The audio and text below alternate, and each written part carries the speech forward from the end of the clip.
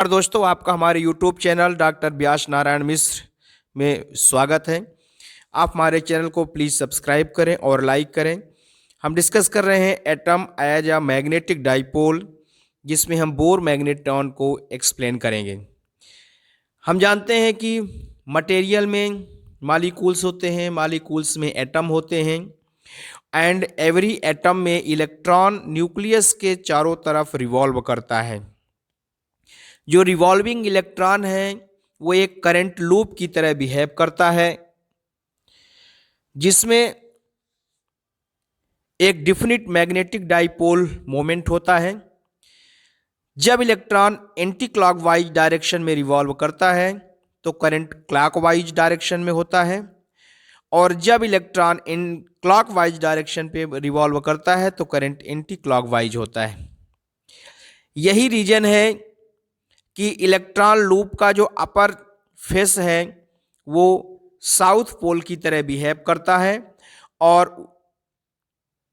Electron loop का lower face north pole की तरह बिहेव करता है। यहां पर जो एटम है ये एक मैग्नेटिक डाइपोल की तरह बिहेव करता है।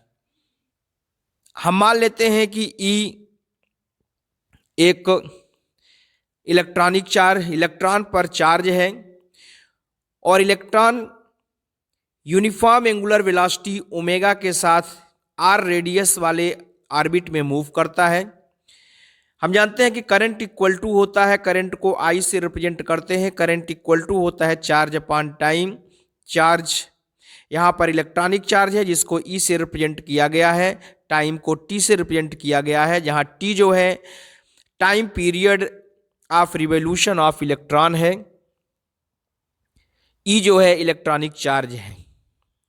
इस तरह से इसकी वैल्यू जब हम पुट करेंगे, T की वैल्यू होती है, टाइम की वैल्यू होती है 2π/ओमेगा। इसकी वैल्यू जब हम पुट करेंगे तो करंट हो जाएगा I इक्वल टू E की वैल्यू E और T की वैल्यू 2π/ओमेगा पुट करेंगे। इसको हम लिख सकते हैं, ओमेगा जो है E के साथ मल्टीप्लाई हो जाएगा तो ये हो जाएगा E ओमेगा अपॉन 2π।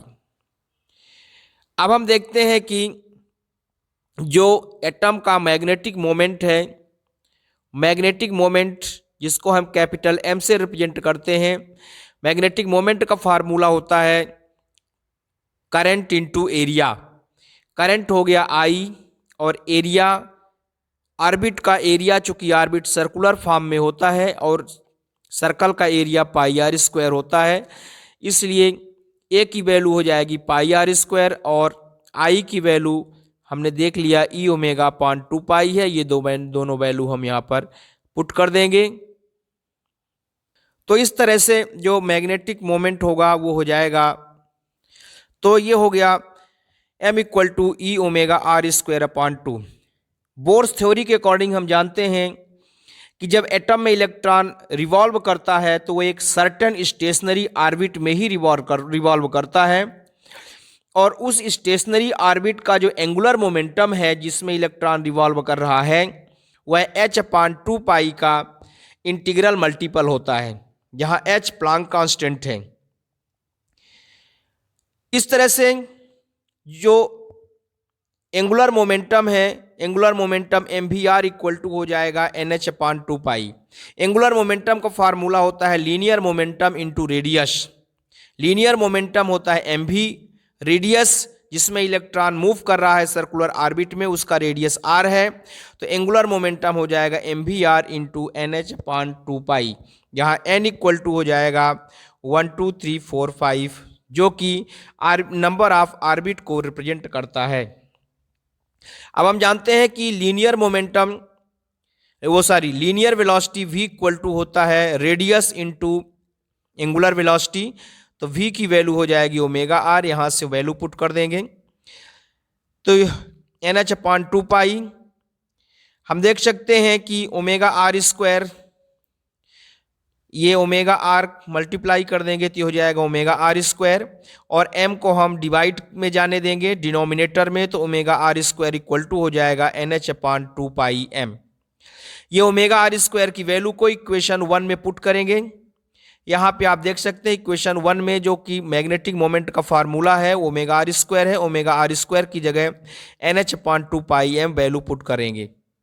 इक्वेशन 1 में वैल्यू पुट कर दिया गया यहाँ से ओमेगा आर स्क्वायर का NH/2πm, तो मैग्नेटिक मोमेंट हो गया NEH/4πm। यहाँ पर EH/4πm को बोर मैग्नेटॉन कहते हैं। यहाँ पर E जो है इलेक्ट्रॉन का चार्ज है, M इलेक्ट्रॉन का मास है, H प्लैंक कांस्टेंट है। इन सभी वैल्यू को यदि हम पुट करते हैं तो बोर मैग्नेटॉन म्यू बी की वैल्यू हो जाएगी 9.27 इंटू 10⁻⁻24 एम्पियर मीटर स्क्वायर। इस इक्वेशन से क्लियर है कि किसी भी एटम का मैग्नेटिक मोमेंट क्वांटाइज्ड होता है क्योंकि इसमें n का मल्टीप्लाई है, और एटॉमिक डाइपोल मोमेंट का जो लीस्ट वैल्यू है वह बोर मैग्नेटॉन के इक्वल होता है, अर्थात EH/4πm के इक्वल होता है। इसको हम एटॉमिक मैग्नेटिक डाइपोल मोमेंट का यूनिट मानते हैं। जो बोर मैग्नेटॉन म्यू बी है, ये एटॉमिक मैग्नेटिक डाइपोल मोमेंट का यूनिट है।